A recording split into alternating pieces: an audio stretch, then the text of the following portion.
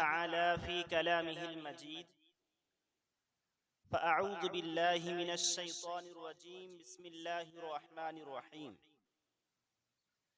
وما آتاكم الرسول فخذوه وما نهاكم عنه فانتهوا صدق الله العظيم وقال النبي صلى الله عليه وسلم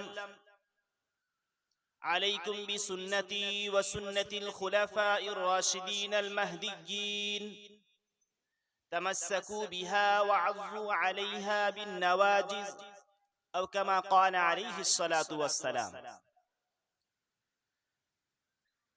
অধ্যকর আজকের মাদ্রাসার সমাপনী সভা খতমে বুখারী শরীফ খতমে বুখারী শরীফ উপলক্ষে এই আজকের সমাপনী সভার সম্মানীয় সভাপতি আমাদের মাদ্রাসার বিদগ্ধ উস্তাদ প্রবীণ আলিম জনাব হযরত মুফতি বশির উদ্দিন হাফিজাহুল্লাহ এবং এই জামিয়ার স্বনামধন্য সেক্রেটারি জনাব নজরুল ইসলাম সাহেব হাফিজাহুল্লাহ, এছাড়াও আজকে আগত অতিথিবৃন্দ এবং সামনে বসে থাকা দ্বীন ও ইসলাম প্রেমিক মুসলিম ভাইয়েরা, সকলকেই আন্তরিক সালাম জানিয়ে অতি সংক্ষেপে দু চারটি কথা আলোচনা করব ইনশাআল্লাহ। ওমা তৌফিকি ইল্লা বিল্লাহ।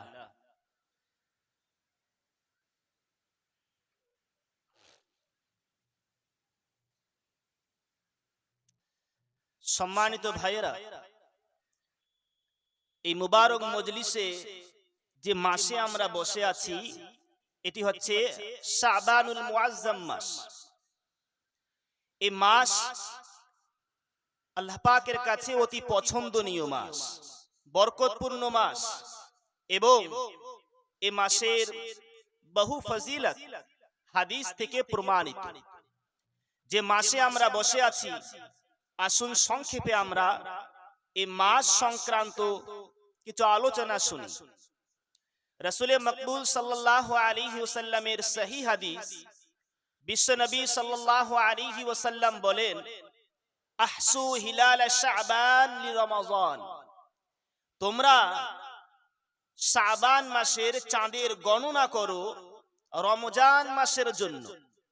যেহেতু এই মাসের পরেই রমজানুল মুবারক মাস আছে, তাই এই চাঁদের সঠিক হিসেব রেখো। এই হাদিসটি মুস্তাদরাক আলা সহিহাইন গ্রন্থে 1567 নম্বর হাদিসে লিপিবদ্ধ করা আছে। এই হাদিস থেকে প্রতীয়মান হয় বিশ্বনবী সাল্লাল্লাহু আলাইহি ওয়াসাল্লাম এই মাসের চাঁদের হিসেব রাখার অত্যন্ত গুরুত্ব আমাদেরকে দিয়েছেন।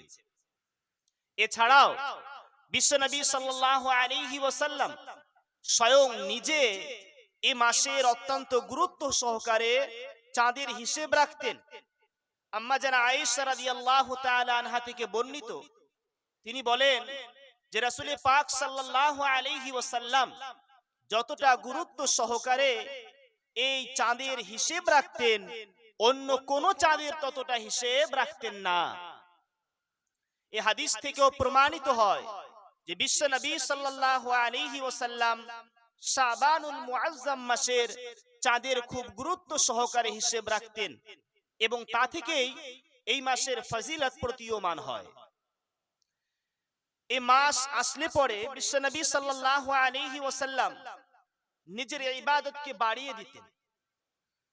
সহিহ হাদিসে স্পষ্ট এসেছে, আম্মা জানা আয়েশা রাদিয়াল্লাহু তাআলা আনহা বলেন, ফামা রাআইতু রাসূলুল্লাহ সাল্লাল্লাহু আলাইহি ওয়াসাল্লাম ইস্তাকমালা সিয়াম আশ-শাহরিন ইল্লা রমাযান ওয়া মা রাআইতুহু আকসারা সিয়ামান মিনহু ফি শাবান। হাদিসটি সহিহ বুখারী, মুসলিম, আবু দাউদে বর্ণিত আছে। আবু দাউদ শরীফের 2424 নম্বর হাদিস। আম্মা জানা আয়েশা বলছেন, আমি রাসূলুল্লাহকে দেখিনি যে তিনি কোন মাসে রমজান ছাড়া পূর্ণ রোজা রাখতেন, অর্থাৎ শুধুমাত্র রমজানুল মুবারক মাসে পরিপূর্ণ রোজা রাখতেন, এবং রমজান ছাড়া বাকি 11 মাসের মধ্য থেকে এই মাসেই অধিক রোজা রাখতেন। সব থেকে বেশি রমজান মাসের পরে শাবান মাসে রোজা রাখতেন। সুতরাং বিশ্বনবী সাল্লাল্লাহু আলাইহি ওয়াসাল্লাম আকায়ে নামদার তাজদারে মদিনা আহমদে মুস্তাফা মুহাম্মদ আরবি এই মাসে যে অধিক রোজা রেখেছেন তা থেকেও প্রতীয়মান হয় যে আমরা একটি বরকতপূর্ণ মাসে আছি। আর বরকতপূর্ণ মাসে আল্লাহ তাআলা একটি বরকতপূর্ণ মজলিসে আমাদেরকে নিয়ে এসেছেন। এজন্য জোরে একবার শুকরিয়া জ্ঞাপন করি, বলে আলহামদুলিল্লাহ। সম্মানিত ভাইয়েরা, রমজানুল মুবারক মাসের পরে বিশ্বনবী আকায়ে নামদার তাজদারে মদিনা আহমদে মুস্তাফা মুহাম্মদ আরবি শাবানুল মুআজ্জাম মাসে বেশি রোজা রাখতেন কেন? এ প্রসঙ্গে আমরা হাদিসের কিতাবগুলি মন্থন করলে জানতে পারি, বিশেষ করে 4টি কারণে রাসূলুল্লাহ বেশি বেশি রোজা রাখতেন। এর একটি কারণ হচ্ছে শাবান মাসে রমজান মাসের প্রস্তুতি এবং সম্মানার্থে, রমজানের সম্মানার্থে, যেহেতু এই মাসের পরেই রমজানুল মুবারক মাস আসতেছে। এ প্রসঙ্গে হাদিস আছে, হযরত আনাস রাদিয়াল্লাহু তাআলা আনহু জিজ্ঞেস করলেন, তিনি বলেন যে রাসূলুল্লাহকে জিজ্ঞাসা করা হলো, ইয়া রাসূলুল্লাহ, রমজানুল মুবারক মাসের পরে সর্বোত্তম রোজা কি? বিশ্বনবী সাল্লাল্লাহু আলাইহি ওয়াসাল্লাম বলেন, রমজানের সম্মানার্থে শাবান মাসের রোজা। সুতরাং রাসূলুল্লাহ এই শাবান মাসে রমজানের সম্মানার্থে এবং মানসিকভাবে প্রস্তুতিকরণের জন্যই বেশি বেশি রোজা রাখতেন। দ্বিতীয় কারণ হলো, বিশ্বনবী সাল্লাল্লাহু আলাইহি ওয়াসাল্লাম বলেন, এটি একটি এমন মাস যে মাসে বান্দার আমল সমূহ আল্লাহ পাকের দরবারে পেশ করা হয়। সুতরাং এ মর্মে উসামা বিন যায়েদ থেকে হাদিস বর্ণিত আছে, তিনি বলেন, আমি রাসূলুল্লাহকে স্বয়ং জিজ্ঞেস করলাম, ইয়া রাসূলুল্লাহ, আপনি এই শাবান মাসে অধিক রোজা রাখেন কেন? তো রাসূলুল্লাহ সাল্লাল্লাহু আলাইহি ওয়াসাল্লাম বলেন যে এটি এমন একটি মাস, রজবের পরে আর রমজানের মাঝে এমন একটি মাস, মানুষেরা এই মাস বিষয়ে উদাসীন থাকে, অথচ এটি মাস এমন যে এই মাসে আল্লাহর দরবারে বান্দার আমলগুলিকে পেশ করা হয়।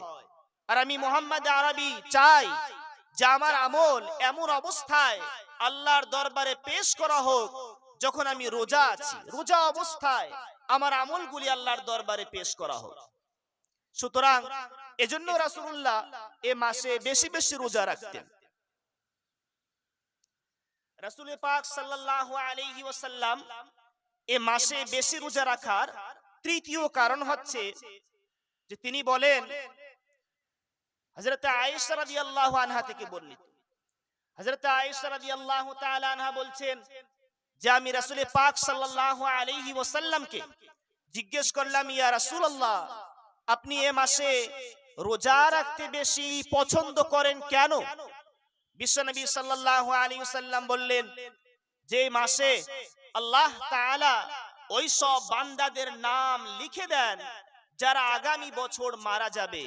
আমি চাই আমার মৃত্যুর পরোয়ানা এমন সময় লেখা হোক যখন আমি রোজা অবস্থায় আছি, এজন্য আমি রোজা রাখি। তো 3টি কারণ আমরা জানতে পারলাম। এর 4 নম্বর কারণ হচ্ছে রাসূল পাক সাল্লাল্লাহু আলাইহি ওয়াসাল্লামের চিরাচরিত অভ্যাস ছিল যে তিনি প্রত্যেক মাসে আইয়ামে 20 অর্থাৎ 13, 14, 15 তারিখে, চন্দ্র মাসের 13, 14, 15 তারিখে রোজা রাখতেন। তাই অনেক সময় রাসূলুল্লাহর এই রোজাগুলো কাজা হয়ে যেত। রাসূল পাক সাল্লাল্লাহু আলাইহি ওয়াসাল্লাম সেই কাজাগুলিকে এই মাসে আদায় করে দিতেন। রাসূল পাক সাল্লাল্লাহু আলাইহি ওয়াসাল্লামের এই জীবনী, সহিহ হাদিস, এ থেকে প্রমাণিত এই মাসের একটি ফজিলত আছে। একটি বরকতপূর্ণ মাস।